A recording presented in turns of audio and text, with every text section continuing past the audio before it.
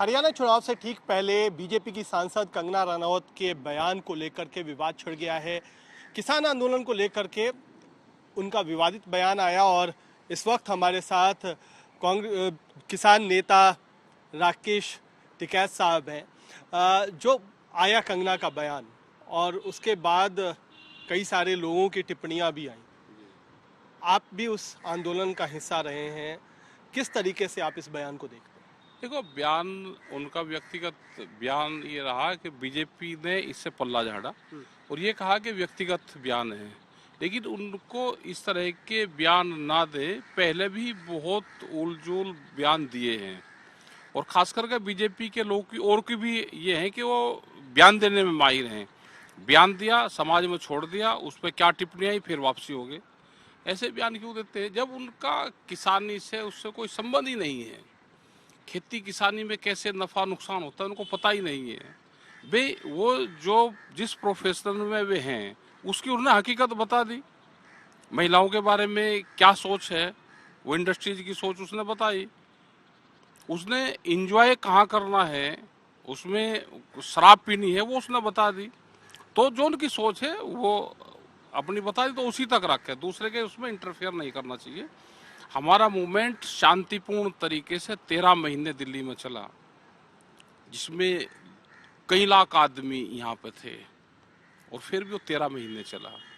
अगर कोई घटना होती वो होती तो पुलिस प्रशासन और देश में कानून और संविधान है, और जिसने भी कोई गलत करा होगा उसके लिए कानून है, कानून अपना काम कर रहा है। अच्छा, एक टिप्पणी उन्होंने ये भी की कि ये जो पूरा आंदोलन था वो अमेरिका और चीन से संचालित था। तो क्या ये इसमें कई बार आपके आंदोलन पर ये सवाल उठते भी रहे हैं, तो इस पे कितनी आपको लगता है कि कितना दम है, कितनी बात है इसमें? और उसकी जांच करो ना, भारत सरकार क्या है। फिर अगर उनको पता है, कोई उनके पास में जानकारी है, तो अब तक भारत सरकार ने उससे पूछताछ क्यों नहीं करी? भाई उनके पास में पुख्ता सबूत हैं तो भारत सरकार को बताना चाहिए कि कौन इसको कर रहा। और ये तो बड़ा सवाल है बहुत, उसकी जानकारी होम मिनिस्ट्री को और उसको देनी चाहिए उनको। कोई भी जानकारी है, देश विरोधी कोई गतिविधि चल रही है, तो भारत में रहने वाले हर नागरिक की जिम्मेदारी है कि वो सचेत रहे, भारत सरकार को बतावे, उन एजेंसी को बताना चाहिए उनको। अच्छा, बीजेपी ने कहा है कि वो उनकी सांसद जरूर हैं लेकिन उनका निजी विचार है। तो अभी चुनाव भी हैं कई सारे राज्यों में, जिसमें हरियाणा भी एक शामिल है और हरियाणा इस आंदोलन से जुड़ा भी रहा। तो आपको लगता है कि इसका नुकसान कहीं ना कहीं पार्टी को भी उठाना पड़ सकता है? तो उठाना तो पड़ेगा भाई, प्रसाद तो मिलेगा ना, प्रसाद सबको मिलेगा, समय समय पे प्रसाद वितरण होता रहता है। किस तरीके का प्रसाद आप? भाई प्रसाद जो जैसे लायक है तो उसको मिल जाता है उसी तरह का।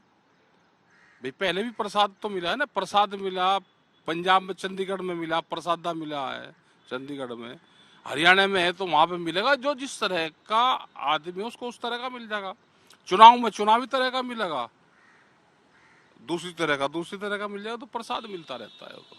तो आपको लगता है क्या कि जो आप चुनाव की तरफ इशारा कर रहे हैं, क्योंकि अभी कुछ दिन पहले आपकी पंचायत भी थी मुजफ्फरनगर में, तो वहाँ भी आपने कहा था कि हरियाणा में तमाम जो आपके कार्यकर्ता हैं वो जा करके वहाँ पर हरियाणा चुनाव में अपनी भूमिका निभाएं, तो किस तरीके की भूमिका?